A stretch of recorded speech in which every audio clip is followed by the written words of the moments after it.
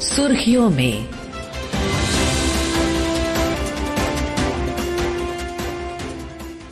ये आकाशवाणी है। प्रस्तुत है कार्यक्रम सुर्खियों में। इसके अंतर्गत सुनिए भ्रष्टाचार पर रोक के लिए लाए गए 3 प्रमुख विधेयकों पर चर्चा।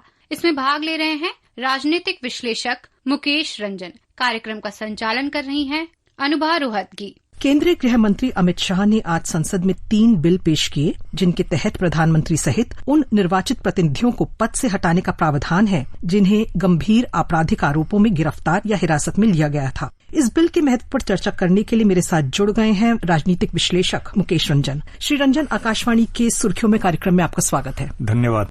रंजन जी, पहला सवाल ये है कि केंद्रीय गृह मंत्री अमित शाह ने आज लोकसभा में संविधान 130वां संशोधन विधेयक 2025, जम्मू और कश्मीर पुनर्गठन संशोधन विधेयक 2025 और केंद्र शासित प्रदेशों की सरकार संशोधन विधेयक 2025 पेश किए। आप हमें विस्तार में बताइए कि इन विधेयकों का क्या प्रावधान है।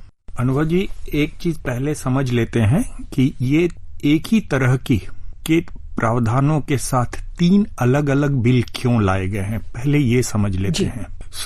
जो हमारा 130वां संशोधन विधेयक आ रहा है, ये विधेयक है पूरे देश के लिए, जिसमें जितने राज्य हमारे हैं, सारे राज्य और केंद्र सरकार, वो पूरा उसमें निहित है। फिर आता है कि हमें संघ राज्य के लिए, संघ शासित प्रदेशों के लिए अलग से कानून लाना पड़ रहा है, क्योंकि उसी प्रावधानों को अलग से, चूंकि वो जितने संघ माने केंद्र शासित प्रदेश जो बने हैं वो अलग कानून से बने हैं, तो फिर उस कानून में अलग बदलाव की जरूरत है। फिर जम्मू कश्मीर हमारा एक केंद्र शासित प्रदेश है, पर वो एक अलग कानून से बन के आया।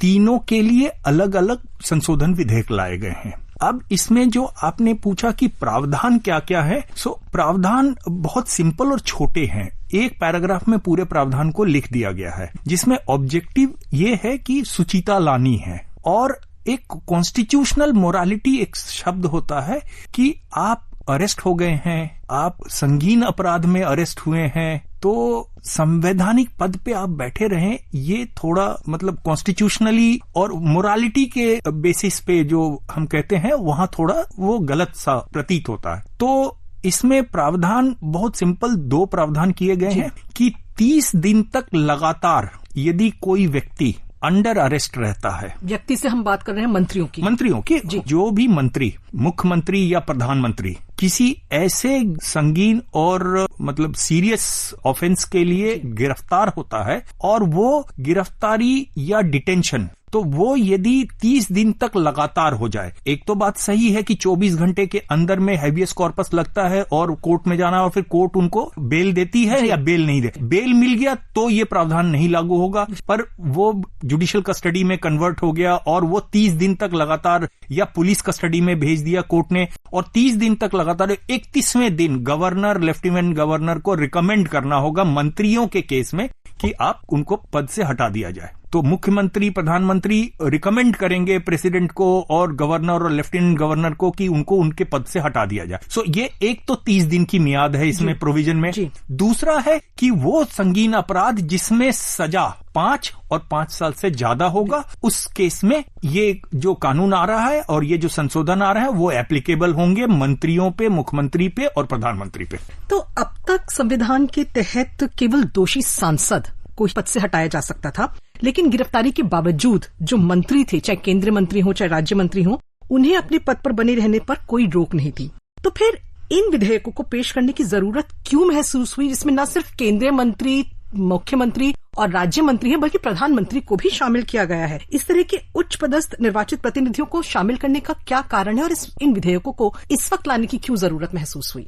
एक बात साफ है, ये जो आज की सरकार है, इस सरकार में 0 टॉलरेंस करप्शन को लेकर है, भ्रष्टाचार को लेकर है, और सार्वजनिक जीवन में शुचिता का मानदंड ये बढ़ाकर रखे हैं, जिसमें प्रधानमंत्री नरेंद्र मोदी और उनके वरिष्ठ मंत्रीगण इस चीज को फ्रॉम द फ्रंट स्टैब्लिश करते हैं। अब हुआ ये कि कुछ वर्षों पहले तक, जो अभी मैंने एक कॉन्स्टिट्यूशनल मोरालिटी की बात की है, एक सामाजिक मोरालिटी भी होती है। राजनीतिक मोरालिटी भी होती है। तो राजनीतिक और सामाजिक मोरालिटी के बेसिस पे कुछ वर्षों पहले तक इसको मानते थे लोग। और मैं कहूं कि मैं एक दो एग्जाम्पल दे सकूं तो आप सबको याद होगा, श्रोताओं को भी याद होगा, जो फॉर्डर स्कैम था, जो चारा घोटाला था बिहार का। तो पहले तो इन्वेस्टिगेशन हुआ और फिर जैसे ही चार्जशीट फाइल हुई थी, लालू प्रसाद यादव ने पद छोड़ दिया था।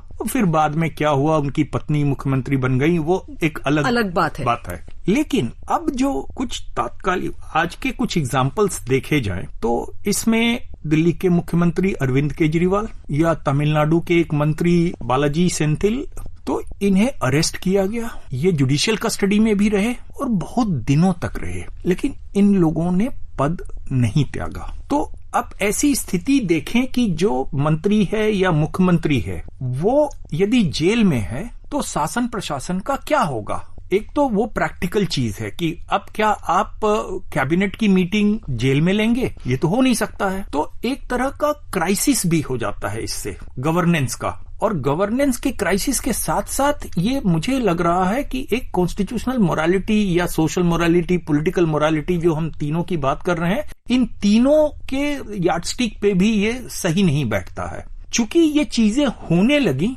तो ऐसा मुझे प्रतीत होता है कि सरकार ने सोचा कि इसको वंस फॉर ऑल एक बार इसको सेटल कर देते हैं और इसे एक कानूनी जामा दे देते हैं। अब आप देखिए, जो हमारा रिप्रेजेंटेशन ऑफ पीपल्स एक्ट है, जिसकी बात आप कह रही हैं कि विधायक और सांसद चुनाव नहीं लड़ सकते हैं या उन्हें रिजाइन करना पड़ता है, तो सांसद और विधायक जो बनते हैं वही तो मंत्री बनते हैं। बिल्कुल, इस देश में तो हमारा लेजिस्लेचर और एग्जीक्यूटिव तो एक दूसरे पर डिपेंडेंट है। तो उसमें जो प्रोविजन है 2 साल या 2 साल से ज्यादा, उसमें आप डिबार हो जाते हैं फ्रॉम कंटेस्टिंग इलेक्शंस, मतलब आप चुनाव लड़ने से रोक लग जाती है आप पे, और उसके बाद उसका प्रोसेस चलता है। तो मंत्रियों के लिए मुझे लग रहा है कि ये थोड़ा, मुझे लग रहा है सॉफ्ट है इन कंपैरिजन टू दैट। उसके कंपैरिजन में ये सॉफ्ट लॉ है। 5 साल जिसमें सजा निहित हो, वैसे ही कानून के तहत यदि आप अरेस्ट हुए हैं तभी। सो आप सांसद और विधायक और मंत्रियों में तो फर्क दिख रहा है। तो इसलिए लग रहा है कि, लेकिन इसकी जरूरत क्यों महसूस हुई, उसमें वो 2 एग्जाम्पल बहुत इंपॉर्टेंट है। और ये सरकार थोड़ी सी अनकॉम्प्रोमाइजिंग है on the issue of corruption. और अब सुनते हैं कि केंद्रीय गृह मंत्री अमित शाह ने ये विधेयक संसद में पेश करते हुए लोकसभा में क्या कहा।